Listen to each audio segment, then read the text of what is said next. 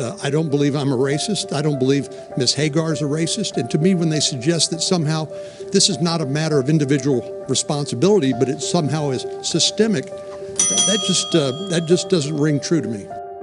Meet John Cornyn, Texas-born Republican, father to two, current US Senator, and a firm believer that African Americans aren't disadvantaged by a prejudice system. But it's not just him. In a poll conducted by the University of Massachusetts, it was found that 49% of Americans believe that black and white people are treated the same by law enforcement. 46% believe that black Americans do not face systemic barriers in front of jobs or opportunities. And 57% of Americans were either apathetic or against the idea of government help targeted to black people. The case of reparations is one that is raised every year in every level of the American political system. The idea that African Americans have been disadvantaged for centuries of oppression is not a new concept. However, the possibility of reparations has escalated as police brutality and discriminatory practices entered the public sphere. Yet, nearly half of all Americans still consider the eras of slavery and Jim Crow to be an aspect of the past, one that can be forgotten with no harm done, or at least one that they can personally ignore.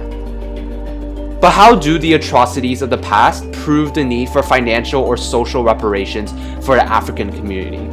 Ta-Nehisi Coates tells us how, for the past 200 years since the conception of the United States, those ethnically black were oppressed by the ruling class in nearly all major societal institutions. Go down, Moses. The year is 1619, and newly enslaved Africans are brought to the British colony of Virginia. Though they were still enslaved by the British Empire, they have yet to endure the naked prejudice that would plague black people. Some were freed, some intermarried, and others even joined forces with white servants who suffered equally, banding together to rebel against their masters. This was before the institution sought to dehumanize black people. This was before they were seen as subhuman to white people. Then a paradigm shift happened. Soon, the Virginian planters, as well as the institution itself, came to a realization. White servants were considered legal subjects to the crown. The same, however, could not be said for black slaves taken from foreign land. Black slaves went from a human resource to an indispensable, exploitable working class of subhumans.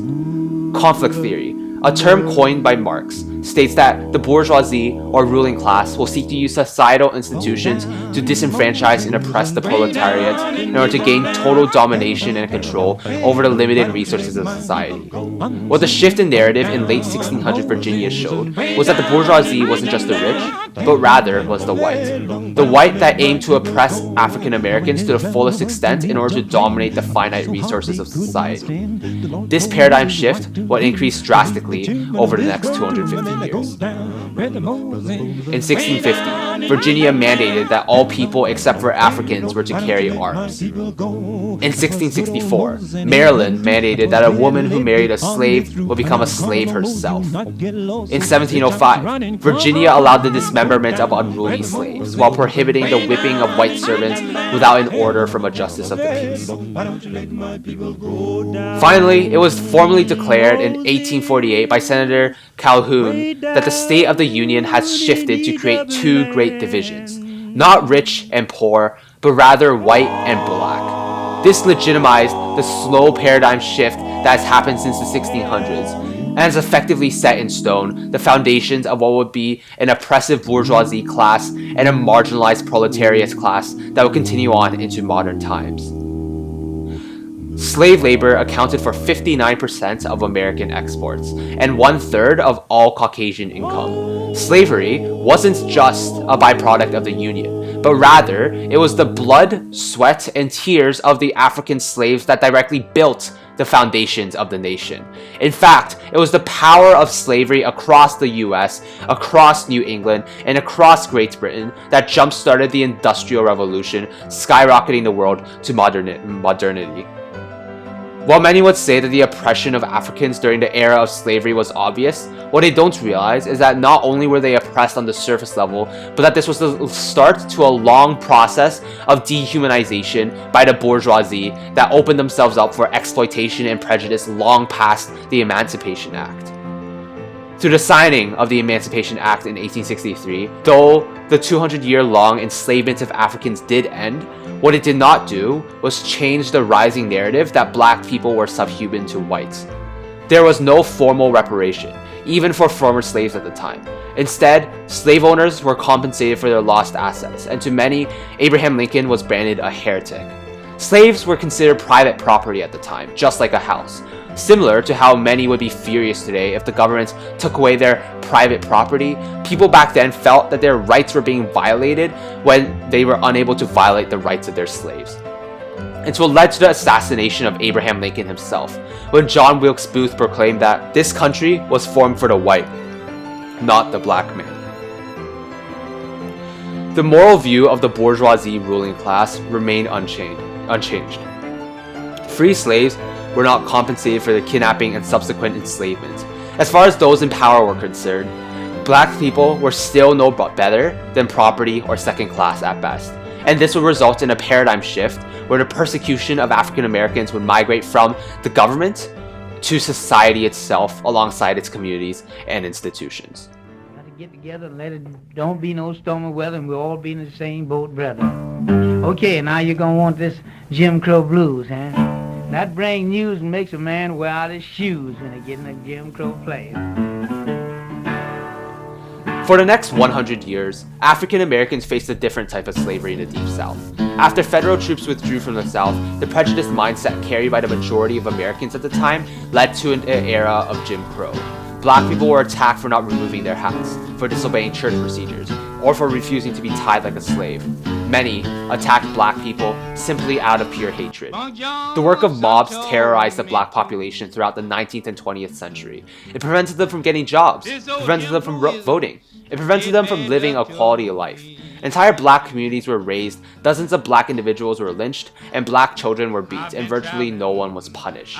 Sure, black people weren't formally enslaved by the government anymore, but they were still constricted by the Caucasian bourgeoisie and its institutions in a way that destroyed any means that black people had to live about a normal life.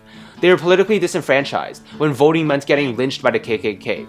They couldn't compete with whites for jobs because they would be beaten, and they couldn't even walk outside without getting attacked. The cycle of poverty is one that starts from your ancestors. If your ancestors were poor, or were restricted of opportunity, unless there was a means for you to leave the vicious lifestyle, you would be restricted in the same way. African Americans have always been restricted in society, and have been completely discouraged from living a life equal to that of a white man. The era of Jim Crow that ravished this nation just 60 years ago lives on the destitution of modern black communities, and in a cycle of poverty that runs rampant. Black people were never compensated for the terrorism they were forced to endure, and so many had no means to take themselves out of a situation that they were ultimately forced into. Though the Deep South continued to persecute and attack black communities, further up north, a new paradigm shift happened in which the institutional persecution of African Americans turned more overt but equally destructive. The housing market in 1930 was at an all-time low, and in response, Congress created the Federal Housing Administration, an organization that insured private mortgages. This would cause a steep drop in down payments and future interest rates, which gave the single greatest mass-based opportunity for wealth accumulation to the white man. While neighborhoods that were purely Caucasian were appraised at high value and mortgages were given in vast quantities, black neighborhoods were marked in red by the FHA in a process that would be known as redlining. Government-backed mortgages would be completely withheld from any neighborhood that was deemed high risk, mainly due to black inhabitants. Black families instead had to rely on predatory contract sales by con artists who knew that black families had no other option but to rely on them. Housing would be given to black families at exuberantly high rates of down payment and exuberantly high interest. Meanwhile, African Americans did not have any share of equity within their own home, meaning that they technically did not have ownership of the home itself. What resulted would be the largest economic disenfranchisement of a single ethnic group in modern history. The notion of private property can then be described as a white man's luxury in the 1900s. A national real estate association advised real estate agents not to sell to a colored man of means who was giving his children a college education. Entire neighborhoods would be abandoned whenever a black family moved in. They were enslaved economically through their isolation away from real estate and private property. The means of private equity and passive income from real estate were stolen from black families by the institutions of the ruling white class, and the neighborhoods that black people were able to reside in were slowly depreciated into ghettos. Today, black households are worth 20 times less than white households, and while only 15% of white people have zero or negative wealth, more than a third of black people do. Perhaps the biggest factor in today's statistics will be how black people were robbed of a significant means of passive income and equity in real estate, while the white middle class were able to indulge in it. It becomes ironic then that conflict theory, one created by someone who despised private property, can now be used to portray injustice through the withholding of private property and equity. However, the case of redlining and private property throughout the 1900s plays a part in the bigger picture of the inequality between black and white families in the United States today. Every attempt made by black communities to pull themselves out of a ghetto or the cycle of poverty or enslavement and actually work towards a better life was made with heavy retaliation by the white bourgeoisie. In terms of opportunities, while black Americans worked with none since the conception of the Constitution, white Americans had every opportunity presented to them. Traveling back to modern times, the narrative that black Americans can pull themselves up by their bootstraps is an absurd narrative founded on the ignorance of what happened in the past. Perhaps the first thing we should think of when one thinks of white supremacy isn't just a Confederate flag or a whites-only sign from Jim Crow, but rather an all-encompassing pirate's flag, one that symbolizes the centuries of theft committed by the white ruling class. First on the basis of labor, consent, and individuality during the era of slavery, then on the basis of free will and dignity during Jim Crow, and finally on the basis of economic capital and righteous property during the era of redlining. There's been little compensation given to the black community that has long been disenfranchised a dozen times over. If you stab a black person 10 times, the bleeding doesn't stop and the healing won't begin the moments that the assailant drops the knife. The point that Ta-Nehisi Coates makes is that the black population is in a unique position different from all others within the United States.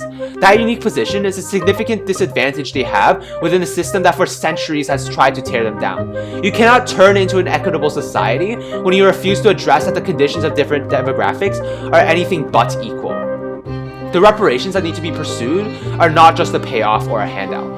Rather, it has to be the national acknowledgement of the injustices of the past and the inequality in the present, and a long-term commitment to establish equity within the country. Though policies like affirmative action may seem disproportionately advantageous to racial minorities like African Americans, the reality is that it's the disproportion necessary to balance out the complete imbalance of the past. Ultimately, Ta-Nehisi Coates tells us that the reason why black people are so far behind is not because of now, but rather because of then. And that the reparations that the government chooses to establish now will be what's necessary to finally address what happened then.